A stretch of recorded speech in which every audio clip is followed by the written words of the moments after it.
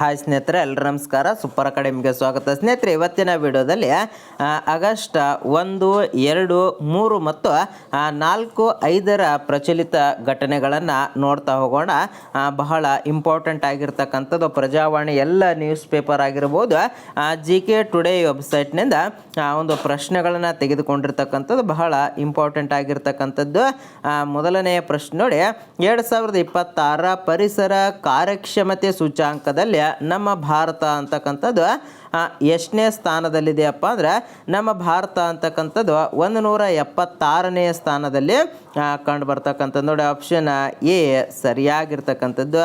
ಈ ಸೂಚ್ಯಾಂಕ ಪರಿಸರ ಕಾರ್ಯಕ್ಷಮತೆ ಸೂಚ್ಯಾಂಕ ಅಂತಕ್ಕಂಥದ್ದು ಇಲ್ಲಿ ನಮ್ಮ ಭಾರತ ಅಂತಕ್ಕಂಥದ್ದು 176ನೇ ಸ್ಥಾನದಲ್ಲಿದ್ದರೆ ಇಲ್ಲಿ ಎಷ್ಟು ದೇಶಗಳು ಇದ್ವಪ್ಪ ಅಂದ್ರೆ 177 ದೇಶಗಳು ಇರ್ತಕ್ಕಂಥದ್ದು. ಇಲ್ಲಿ ಭಾರತಕ್ಕೆ ಬಂದಿರತಕ್ಕಂಥ ಅಂಕ 22.46 ಅಂತಕ್ಕಂಥ. ಇನ್ನು ಮೊದಲ ಸ್ಥಾನದಲ್ಲಿರ್ತಕ್ಕಂಥದ್ದು ಎಸ್ಟೋನಿಯಾ ಅಂತಕ್ಕಂಥ ದೇಶ ಒಂದು ಮೊದಲ ಸ್ಥಾನದಲ್ಲಿರುತ್ತೆ. ಇನ್ನು ಕೊನೆಯ ಒಂದು ಸ್ಥಾನದಲ್ಲಿ ಲಾವೋಸ್ ಅಂತಕ್ಕಂಥದ್ದು 177ನೇ ಸ್ಥಾನದಲ್ಲಿ ಲಾವೋಸ್ ಅಂತಕ್ಕಂಥದ್ದು ಕಂಡು ಬರುತ್ತೆ. ಇಲ್ಲಿ ಪ್ರಕಟಣೆ ಇಲ್ಲಿ ಎಲ್ಲ ವಿಶ್ವವಿದ್ಯಾಲಯ ಮತ್ತು ಕೊಲಂಬಿಯಾ ವಿಶ್ವವಿದ್ಯಾಲಯ ಸಂಶೋಧನಾ ಸಂಸ್ಥೆಗಳು ಅಂತಕ್ಕಂಥದ್ದು ಈ ಸೂಚ್ಯಾಂಕವನ್ನು ಪ್ರಕಟಣೆಯನ್ನು ಮಾಡ್ತಕ್ಕಂಥ. ಇದರ ಒಂದು ಪ್ರಮುಖ ಅಂಶವನ್ನು ನಾವು ನೋಡ್ತಾ ಹೋದಾಗ ಹವಾಮಾನ ಬದಲಾವಣೆ ಆಗಿರ್ಬೋದು, ವಾಯು ಗುಣಮಟ್ಟ ಆಗಿರ್ಬೋದು, ನೀರು ಆಗಿರ್ಬೋದು, ಜೀವ ವೈವಿಧ್ಯತೆ ಮತ್ತು ಪರಿಸರ ಆರೋಗ್ಯದ ಒಂದು ಪ್ರಮುಖ ಅಂಶಗಳಾಗಿರ್ತವೆ. ನೋಡಿ, ಇಲ್ಲಿ ಬಹಳ ಇಂಪಾರ್ಟೆಂಟ್ ಆಗಿರ್ತಕ್ಕಂಥ ಒಂದು ಪ್ರಶ್ನೆ ಆಗಿರ್ತದ ಎಕ್ಸಾಮ್ ದೃಷ್ಟಿಯಿಂದ.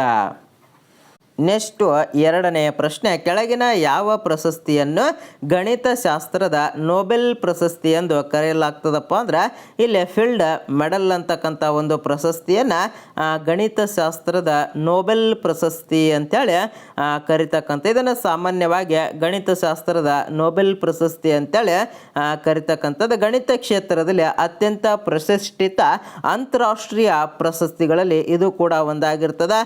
ಸಾಮಾನ್ಯವಾಗಿ ಈ ಪ್ರಶಸ್ತಿಯ ಪ್ರತಿ 4 ವರ್ಷಕ್ಕೊಮ್ಮೆ ನೀಡಲಾಗ್ತಕ್ಕಂಥದ್ದು. ನೋಡಿ, ಆಲ್ರೆಡಿ ಇದು ಪ್ರಶ್ನೆ ಆಗಿರ್ತಕ್ಕಂಥದ್ದು, ಎಷ್ಟು ವರ್ಷಕ್ಕೊಮ್ಮೆ ಈ ಪ್ರಶಸ್ತಿಯನ್ನು ನೀಡ್ತಾರ ಅಂತಕ್ಕಂಥದ್ದು.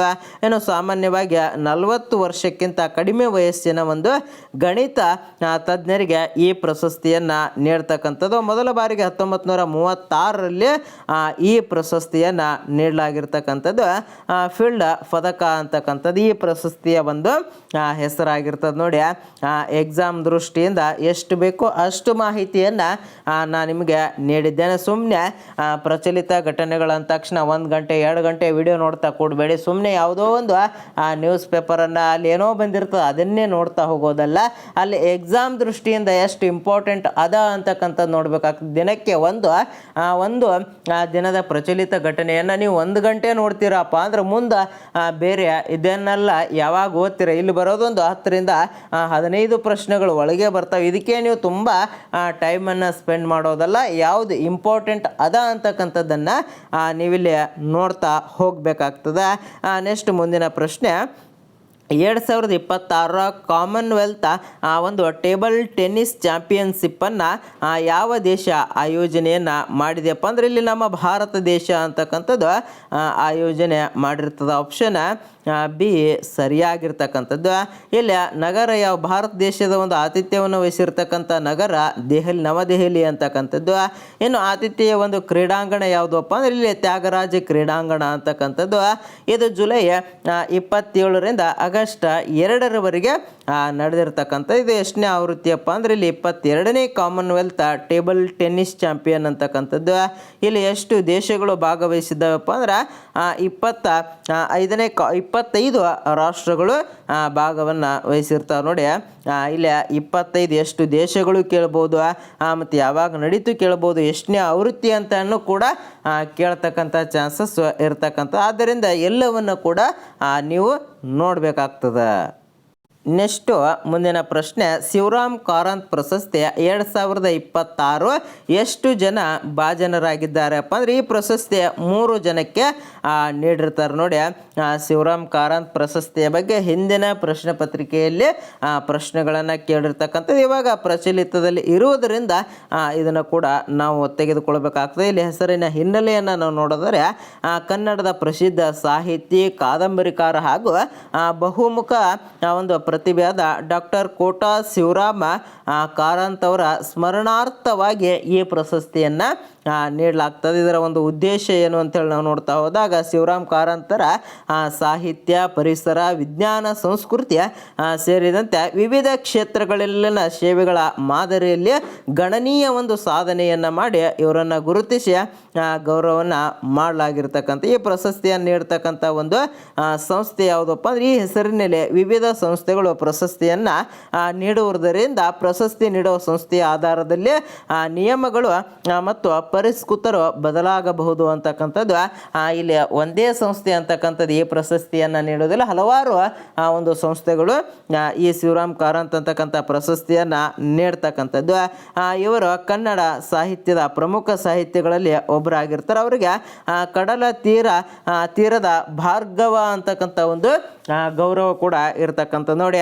ಕಡಲ ತೀರ್ಘ ಭಾರ್ಗವ ಅಂತೇಳಿ ಯಾರಿಗೆ ಕರೀತಾರೆ ಮತ್ತು ಒಂದು ಯಾರಿಗೆ ಇಡ್ತಾರೆ ಅಂತಕ್ಕಂಥದ್ದನ್ನು ಸುಮಾರು ಬಾರಿ ರಿಪೀಟೆಡ್ ಆಗಿರ್ತಕ್ಕಂಥ ಒಂದು ಪ್ರಶ್ನೆ ಆಗಿರ್ತದೆ. ಯಾರೆಲ್ಲ ಆ ಒಂದು ಹಳೆಯ ಪ್ರಶ್ನೆ ಪತ್ರಿಕೆ ರೆಫರ್ ಮಾಡಿರ್ತೀರಿ ಅವರಿಗೆ ಗೊತ್ತಿರ್ತದೆ. ಒಟ್ಟಲ್ಲಿ ಹಳೆಯ ಪ್ರಶ್ನೆ ಪತ್ರಿಕೆ ರೆಫರ್ ಮಾಡಿಲ್ಲಪ್ಪ ಅಂದರೆ ನಿಮಗೆ ಯಾವ ರೀತಿ ಮುಂದೆ ಪ್ರಶ್ನೆಗಳು ಬರ್ತಾವ ಅಂತಕ್ಕಂಥದ್ದನ್ನು ಗೊತ್ತಾಗಲ್ಲ. ಆದ್ದರಿಂದ ಹಳೆಯ ಪ್ರಶ್ನೆ ಪತ್ರಿಕೆ ಯಾರೆಲ್ಲ ಹೊಸ ಅಭ್ಯರ್ಥಿಗಳು ವಿಡಿಯೋನ ನೋಡ್ತಾ ಇದ್ದೀರಾ ಅವರು ಹೆಚ್ಚು ನೀವು ಹಳೆಯ ಪ್ರಶ್ನೆ ಪತ್ರಿಕೆಯನ್ನು ರೆಫರ್ ಮಾಡಿ ಅದರ ಜೊತೆಯಲ್ಲಿ ಗೌರ್ಮೆಂಟ್ ಬುಕ್ಕನ್ನು ರೆಫರ್ ಮಾಡಿದ್ರಪ್ಪ ಅಂದರೆ ಒಂದು 60 ಪ್ರಶ್ನೆಗಳು ನೀವು ನೇರವಾಗಿ ಟಿಕ್ಕನ್ನು ಹಾಕ್ತೀರಿ, ಯಾವುದೇ ಗೊಂದಲಕ್ಕೆ ಒಳಗಾಗುವುದಿಲ್ಲ. ಆದ್ದರಿಂದ ಸ್ವಲ್ಪ ಇನ್ನೂ 10 ಅಥವಾ 15, 20 ಪ್ರಶ್ನೆಗಳನ್ನು ನೀವು ಏನಾದರೂ ಕ್ಯಾಚ್ ಮಾಡಿದ್ರಿಯಪ್ಪ ಅಂದ್ರೆ ನಿಮ್ಮ ಜಾಬ್ ಆಗ್ತಕ್ಕಂಥ, ನೀವು ಗೌರ್ಮೆಂಟ್ ಬುಕ್ ಬಿಟ್ರಿಯಪ್ಪ ಅಂದ್ರೆ 100ಕ್ಕೆ 100 ಜಾಬ್ ಆಗೋಲ್ಲ, ಬಹಳ ಕಷ್ಟ ಆಗ್ತದೆ.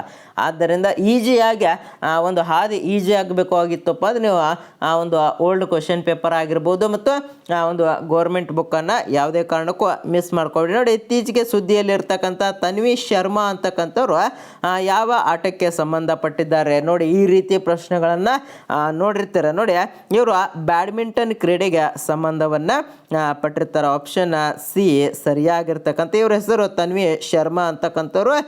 ಇವರು ಬ್ಯಾಡ್ಮಿಂಟನ್ ಕ್ರೀಡೆಗೆ ಸಂಬಂಧವನ್ನು ಪಟ್ಟಿರ್ತಾರೆ. ಇವರು ನಮ್ಮ ಭಾರತದ ದೇಶದವರಾಗಿರ್ತಾರೆ. ಇವರ ವಿಭಾಗ ಯಾವುದಪ್ಪ ಅಂದರೆ ಇಲ್ಲಿ ಮಹಿಳಾ ಸಿಂಗಲ್ಸ್ ವಿಭಾಗ ಆಗಿರ್ತದೆ. ಅವರು ಭಾರತದ ಯುವ ಪ್ರತಿಭಾವಂತ ಬ್ಯಾಡ್ಮಿಂಟನ್ ಆಟಗಾರ್ತಿಯಲ್ಲಿ ಒಬ್ಬರು ಆಗಿರ್ತಾರೆ. ಕಿರಿಯ ವಯಸ್ಸಿನಲ್ಲಿ ರಾಷ್ಟ್ರೀಯ ಮತ್ತು ಅಂತಾರಾಷ್ಟ್ರೀಯ ಮಟ್ಟದಲ್ಲಿ ಸ್ಪರ್ಧೆಯಲ್ಲಿ ಗಮನವನ್ನು ಹರಿಸಿರ್ತಾರೆ. ಇತ್ತೀಚಿನ ದಿನಗಳಲ್ಲಿ ಅವರ ಸಾಧನೆಗಳಿಂದ ಕ್ರೀಡಾ ಸುದ್ದಿಯಲ್ಲಿ ಇವರು ಕಾಣಿಸಿಕೊಂಡಿದ್ದಾರೆ. ಒಟ್ಟು ಸುದ್ದಿಯಲ್ಲಿ ಅದಾರ ಅಂದ್ರೆ ಅದು ಬಹಳ ಇಂಪಾರ್ಟೆಂಟ್ ಆಗಿರ್ತಕ್ಕಂಥದ್ದು ಎಕ್ಸಾಮ್ ದೃಷ್ಟಿಯಿಂದ. ನೆಕ್ಸ್ಟು, ಕರ್ನಾಟಕ ಸರ್ಕಾರ ಋತು ತಾರೆ ಯೋಜನೆಯ ಬ್ರ್ಯಾಂಡ್ ಅಂಬಾಸಿಡರ್ ಅಥವಾ ರಾಯಭಾರಿಯಾಗಿ ಯಾರನ್ನು ನೇಮಕ ಮಾಡಲಾಗಿದೆಯಪ್ಪ ಅಂದ್ರೆ ಇಲ್ಲಿ ನಟಿ ರಮ್ಯಾ ಅವರನ್ನು ಇತ್ತೀಚೆಗೆ ಕರ್ನಾಟಕ ಸರ್ಕಾರ ಅಂತಕ್ಕಂಥದ್ದು ನೇಮಕ ಮಾಡಿರ್ತಕ್ಕಂಥದ್ದು.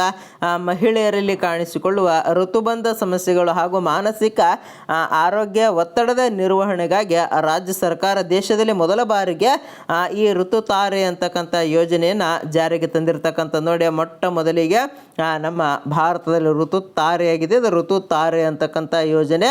ಇನ್ನು ಋತು ತಾರೆ ಯೋಜನೆಯ ಬ್ರ್ಯಾಂಡ್ ರಾಯಭಾರಿಗೆ ನಟಿ ರಮ್ಯಾ ಅವರನ್ನು ಇಲ್ಲಿ ನೇಮಕ ಮಾಡಿರ್ತಕ್ಕಂಥ 45ರಿಂದ 50 ವಯಸ್ಸಿನ ಮಹಿಳೆಯರಿಗೆ ಒಂದು ತುಂಬ ಅನುಕೂಲವಾಗ್ತಕ್ಕಂಥ ಒಂದು ಯೋಜನೆ ಆಗಿರ್ತದೆ. ಇದು ಕರ್ನಾಟಕ ಸರ್ಕಾರ ದೇಶದಲ್ಲಿ ಮೊದಲ ಬಾರಿಗೆ ಜಾರಿಗೆ ತಂದಿರುವುದರಿಂದ ಇಂಪಾರ್ಟೆಂಟ್ ಆಗಿರ್ತದೆ. ಇನ್ನು ಭಾರತದ 101ನೇ ರಾಮ್ಸರ್ ತಾಣವಾಗಿ ಗ್ಲಾವ್ ಸರೋವರ ಯಾವ ರಾಜ್ಯದಲ್ಲಿದೆ ನೋಡಿ.